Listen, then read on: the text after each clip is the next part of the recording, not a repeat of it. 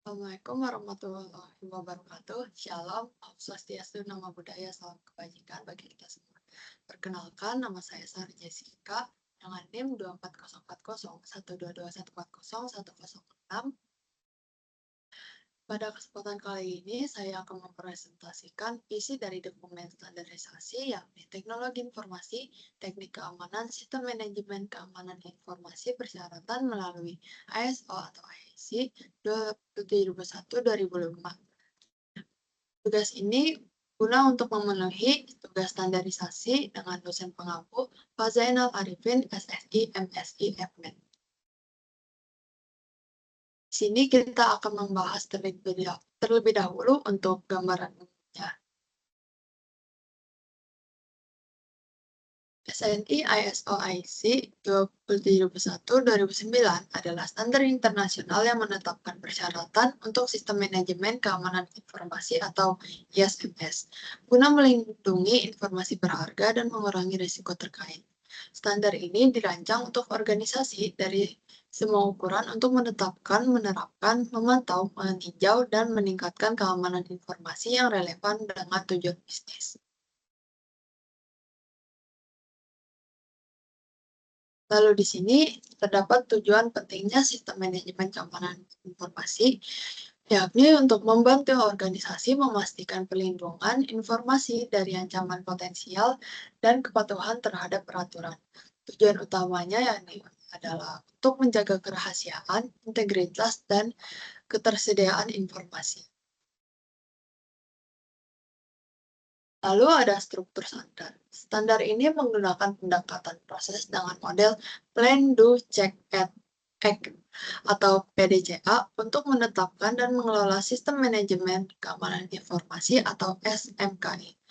Struktur utama mencakup ruang lingkup, acuan normatif, istilah, dan definisi.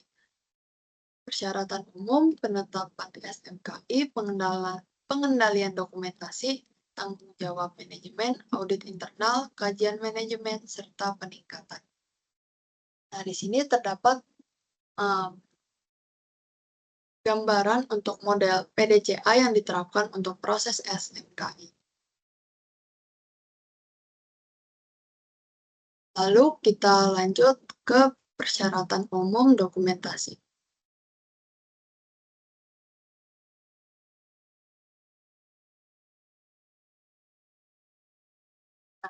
Di sini dokumentasi dalam SMKI penting untuk menyelaraskan tindakan organisasi dengan kebijakan keamanan informasi.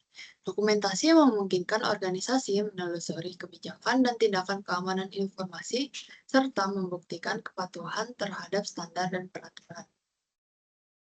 Di sini terdapat penetapan dan pengelolaan SMKI dengan poin-poinnya, yakni untuk menetapkan SMKI dengan organisasi harus melakukan sebagai berikut: menetapkan ruang lingkup dan batasan SMKI, menetapkan kebijakan SMKI, menetapkan pendekatan asesmen risiko pada organisasi, identifikasi risiko, menganalisis dan mengevaluasi risiko, mengidentifikasi dan mengevaluasi pilihan perlakuan risiko, memilih sasaran pengendalian dan pengendalian untuk perlakuan risiko, dan sebagainya. Lalu ada juga untuk menerapkan dan mengoperasikan SMKI. Hal-hal yang harus dilakukan yakni sebagai berikut. Lalu ada memantau dan mengkaji SMKI. Berikut hal-hal yang harus dilakukan dalam organisasi tersebut. Lalu ada meningkatkan dan memelihara SMKI. Dan sini terdapat poin-poin yang harus dilakukan secara reguler.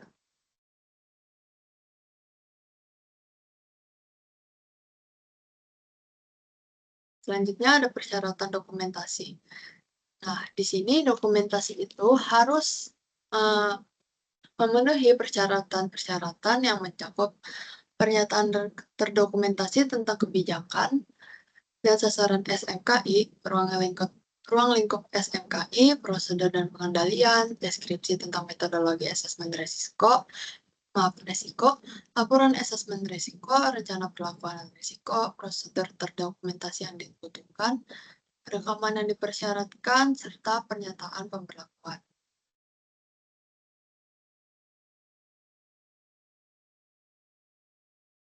Terdapat juga pengendalian dokumen yang diperlukan untuk SMKI harus dilindungi dan dikendalikan.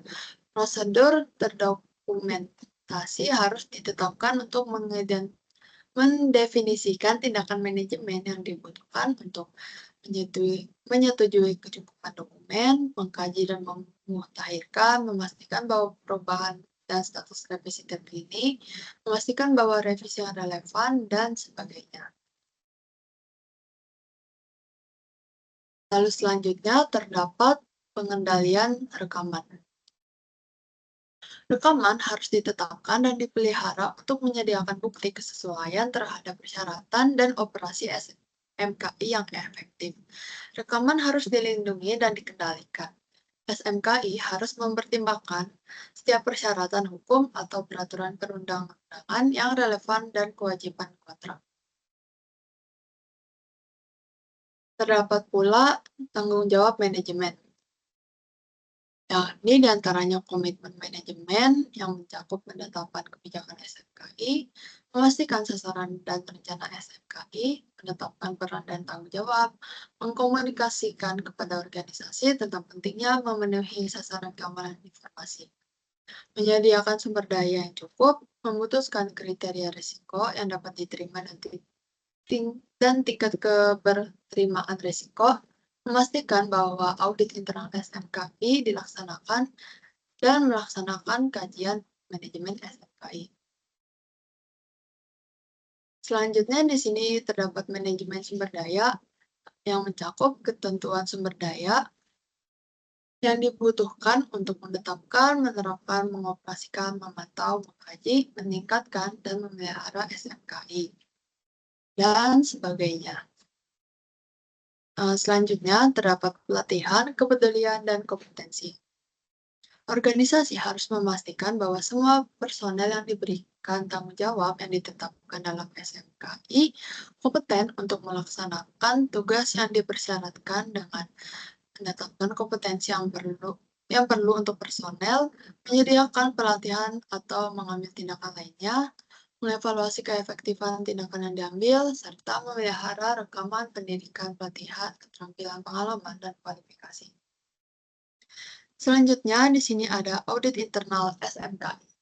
Organisasi harus melakukan audit internal SMKI pada interval yang terencana untuk menetapkan apakah sasaran pengendalian, proses, dan prosedur SMKI tersebut, yakni sudah mencakup sesuai dengan persyaratan standar, sesuai dengan persyaratan keamanan, dilaksanakan dan dipelihara secara efektif, dan dilaksanakan sesuai yang diharapkan. Selanjutnya ada kajian manajemen SMKI. Manajemen harus mengkaji SMKI organisasi pada interval yang terencana minimal setahun sekali untuk memastikan kesesuaian, kecukupan, dan keefektifannya secara berkesinambungan. Poin-poinnya ini terdapat masukan kajian yang mencakup hasil audit, umpan balik, teknik produk atau prosedur, status tindakan korektif, kelemahan atau ancaman, hasil dari pengukuran keefektifan, tindak lanjut dari kajian manajemen sebelumnya, setiap perubahan yang dapat mempengaruhi SMKI, serta rekomendasi untuk peningkatan. Selanjutnya ada keluaran kajian. Terkait hal-hal berikut yakni peningkatan keefektifan SMKI, pemutakhiran asesmen risiko, modifikasi prosedur dan pengendalian yang mempengaruhi keamanan informasi, termasuk perubahan terhadap persyaratan bisnis, persyaratan keamanan, proses bisnis yang mempengaruhi, persyaratan peraturan perundang-undangan atau hukum, kewajiban kontrak, dan tingkat risiko atau kriteria risiko yang dapat diterima. Lalu ada kebutuhan sumber daya dan peningkatan atas keefektifan pengendalian. Yang kedelapan, ada peningkatan SMKI. Organisasi harus meningkatkan keefektifan SMKI secara berkelanjutan melalui kebijakan keamanan informasi, sasaran keamanan informasi, hasil audit, analisis kejadian yang dipantau, tindakan korektif, dan pencegahan dan kajian manajemen. Selanjutnya, tindakan korektif. Organisasi harus mengambil tindakan untuk menghilangkan penyebab ketidaksesuaian dengan persyaratan SMKI untuk mencegah terulangnya kembali ketidaksesuaian tersebut. Untuk persyaratannya dapat dilihat sebagai berikut. Lalu ada tindakan pencegahan. Organisasi harus menetapkan tindakan untuk menghilangkan penyebab tidak sesuai dengan potensial dengan persyaratan SMKI untuk mencegah ketidaksesuaian tersebut terulang. Nah, prosedur dokumentasi untuk tindakan pencegahan harus menetapkan persyaratan sebagai berikut ini.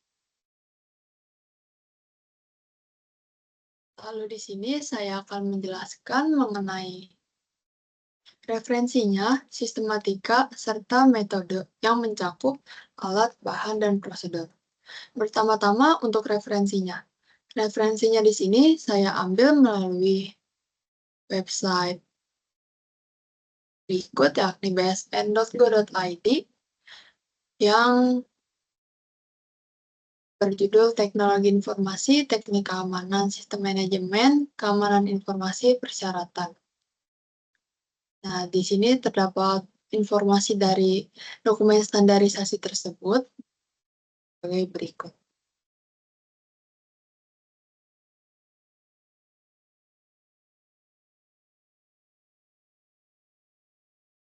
Lalu, di sini saya akan menjelaskan untuk sistematikanya. Sistematikanya sendiri mencakup yaitu yang pertama pendahuluan. Pendahuluan di sini terdapat penjelasan umum tentang standarisasi tersebut, yang dimana standari SNI, ISO IC 27001, 2009, serta pendekatan proses, lalu terdapat kesesuaian dengan sistem manajemen lainnya. Nah, di sini telah kita bahas sebelumnya untuk isi dari poin-poin tersebut. Lalu terdapat persyaratan umum. Ini setelah kita bahas sebelumnya. Nah, persyaratan umum yang terdapat penetapan dan pengelolaan SMKI, menerapkan dan mengoperasikan SMKI, memantau dan mengkaji SMKI, meningkatkan dan memelihara SMKI, serta syarat dan dokumentasi. Lalu terdapat juga yang ketiga, tanggung jawab manajemen. Nah, tanggung jawab manajemen sendiri terdapat komitmen manajemen sumber daya. Nah, untuk poin-poinnya yaitu ada komitmen manajemen dan ketentuan sumber daya serta pelatihan kepedulian dan kompetensi. Lalu yang keempat ada audit internal SMKI. Yang terdapat isi dari audit tersebut sebagai berikut yang telah dijelaskan sebelumnya. Lalu yang kelima, terdapat kajian manajemen SMKI yang mencakup umum, masukan kajian, keluaran kajian sebagai berikut. Lalu yang kelima, ada peningkatan SMKI. Peningkatan sendiri terdapat peningkatan berkelanjutan, tindakan korektif, tindakan pencegahan. Lalu selanjutnya yaitu terdapat metode yang terdapat di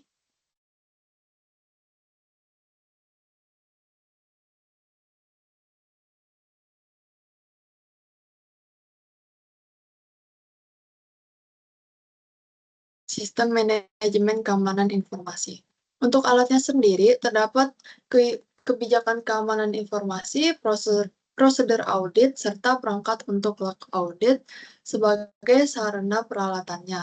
Lalu untuk bahannya, terdapat dokumentasi kebijakan, daftar aset, serta catatan pelatihan juga hasil audit.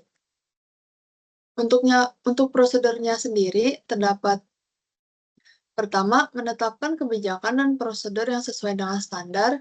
Kedua, mengidentifikasi dan mengevaluasi resiko keamanan informasi. Yang ketiga, melakukan audit internal secara berkala untuk menilai efektivitas. Dan yang keempat, melakukan kajian manajemen untuk memastikan peningkatan berkelanjutan. Sekian pemaparan isi dari dokumen standarisasi dari SNI ISO ISC 20721-2009 dari saya. Baik, selanjutnya di sini saya akan memaparkan isi dari dokumen standarisasi, yakni tentang sistem manajemen keselamatan dan kesehatan kerja berbasis SNI ISO 2001-2018. Untuk referensinya diambil dari perpustakaan.bsn.go.id. Berikut untuk lampirannya. Dokumen standarisasi berikut saya ambil dari teman saya yang bernama Atin Nursitiko yang akan saya bahas pada kesempatan kali ini. Lalu untuk sistematikanya, yang pertama ada identifikasi bahaya yang terdapat di halaman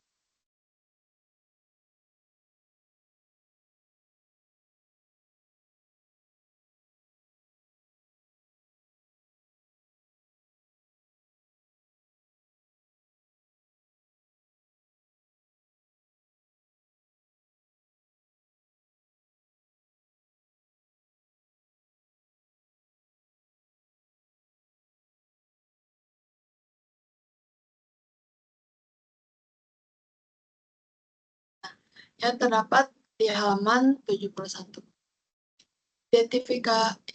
Identifikasi bahaya, mengidentifikasi bahaya yang relevan dengan ruang lingkup SMK 3. Ini melibatkan pengumpulan informasi dari berbagai sumber, seperti persyaratan hukum, kebijakan K3, data pemantauan, dan masukan dari pekerja.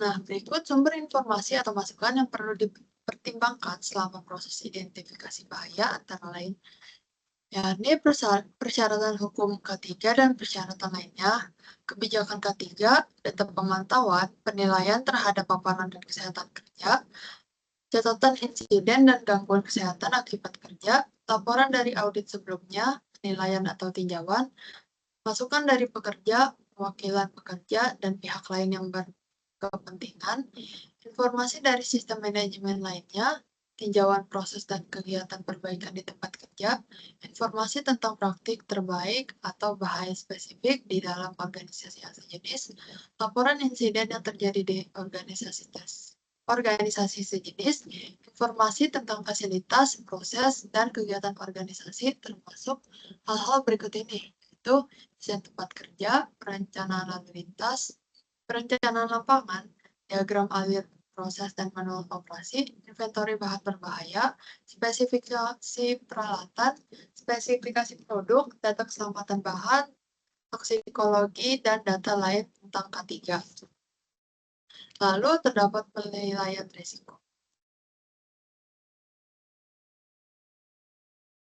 Nah, yang kedua dari sistematika yaitu penilaian risiko.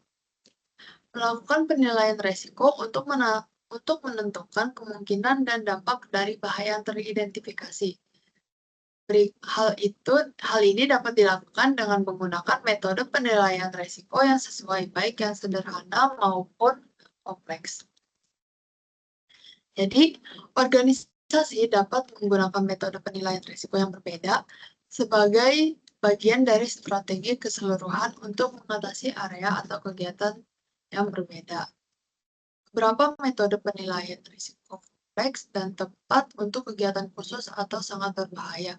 Sebagai contoh, Penilaian risiko dari pabrik proses bahan kimia boleh jadi memerlukan perhitungan matematika kompleks dari kemungkinan kejadian yang dapat menyebabkan keluarnya bahan kimia yang mungkin mempengaruhi pekerjaan di tempat kerja atau masyarakat.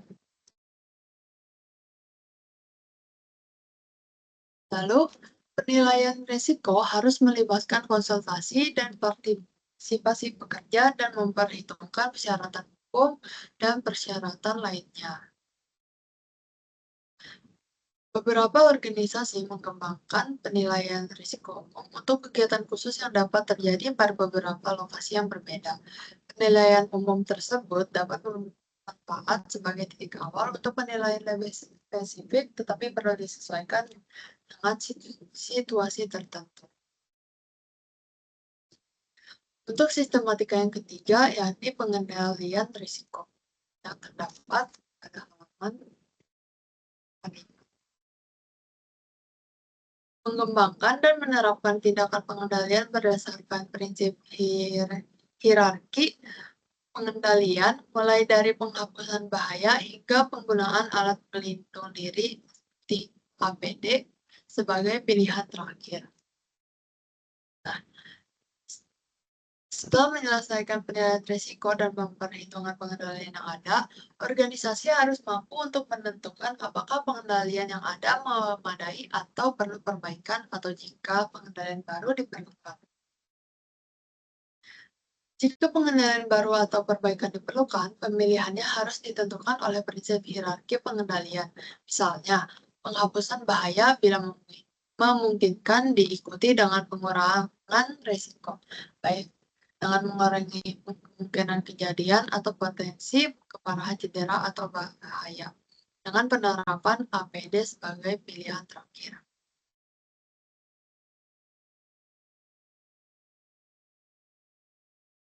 Terdapat contoh kasusnya. Lalu, sistematika yang keempat, yakni ada perencanaan tindakan. Perencanaan untuk mengambil tindakan dapat mencakup tindakan tunggal seperti menetapkan sasaran ketiga, pengendalian operasional, kesiapan darurat, atau proses bisnis yang lain. Selain itu, organisasi dapat menggunakan kombinasi tindakan yang meliputi sasaran ketiga dan pengendalian operasional menggunakan hierarki pengendalian. Dalam Dalam merencanakan tindakan, organisasi harus mempertimbangkan pilihan teknologi dan kelayakan serta persyaratan keuangan, operasional, dan bisnis. Merencanakan tindakan untuk mengatasi bahaya termasuk menetapkan sasaran ketiga dan pengendalian operasionalnya. Lalu, sistematika yang terakhir yakni yang kelima, evaluasi dan tinjauan yang berada di halaman.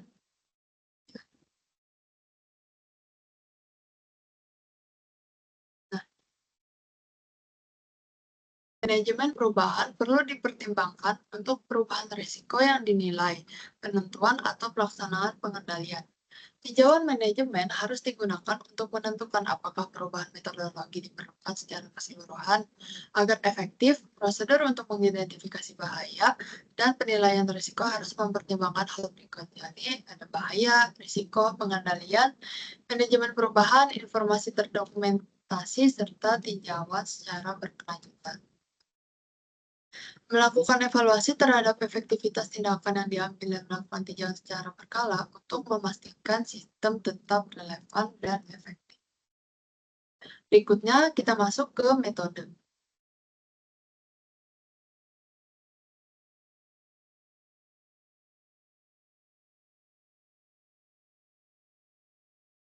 Untuk metodenya sendiri terdapat alat, bahan, dan prosedur. Untuk alatnya sendiri yaitu ada alat penilaian risiko. Alat penilaian risiko ini yang digunakan untuk mengidentifikasi dan menilai risiko seperti checklist, matriks risiko, dan perangkat lunak manajemen risiko. Lalu yang kedua ada alat perlindungan diri atau APD. Yakni peralatan yang digunakan untuk melindungi pekerja dari bahaya seperti helm, masker, pelindung telinga, dan sepatu keselamatan. Selanjutnya yaitu ada bahan. Yang pertama, dokumen hukum dan kebijakan. Dokumen yang berisi persyaratan hukum ketiga dan kebijakan internal organisasi yang harus dipatuhi. Yang kedua, data pemantauan. Data yang dikumpulkan dari pemantauan kondisi kerja, insiden, dan keselamatan kerja. Lalu yang terakhir yaitu prosedur yang berada pada halaman 71. Yang pertama yaitu proses identifikasi bahaya. Prosedur yang menjelaskan langkah-langkah untuk mengidentifikasi bahaya di tempat kerja, termasuk metode pengumpulan informasi dan partisipasi pekerja. Seperti berikut ini, yaitu sumber informasi atau masukan yang perlu dipertimbangkan selama proses identifikasi bahaya sebagai berikut ini. Lalu, prosedur yang kedua yaitu prosedur penilaian risiko. Prosedur yang menjelaskan bagaimana melakukan penilaian risiko, termasuk kriteria untuk menilai kemungkinan dan dampak. Nah, penilaian risiko harus dilakukan oleh pekerja dengan kompetensi dalam metodologi dan teknik penilaian. Penilaian risiko yang relevan dan pengetahuan yang tepat dari kegiatan kerja. Lalu, prosedur yang terakhir yaitu prosedur pengendalian yang berada pada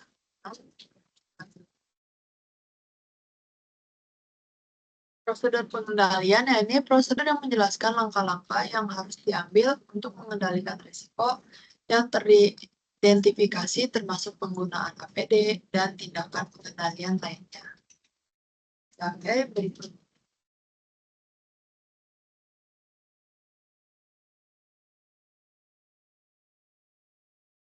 Baik, sekian penyampaian isi dokumen standarisasi dari saya, yakni untuk dokumen pertama yaitu SNI PSOIC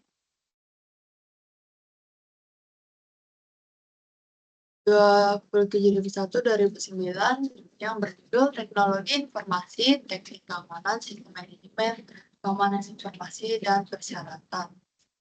Lalu untuk dokumen yang kedua yaitu Manajemen Keselamatan dan Kesehatan Kerja berbasis SNI PSO 45/1/2018.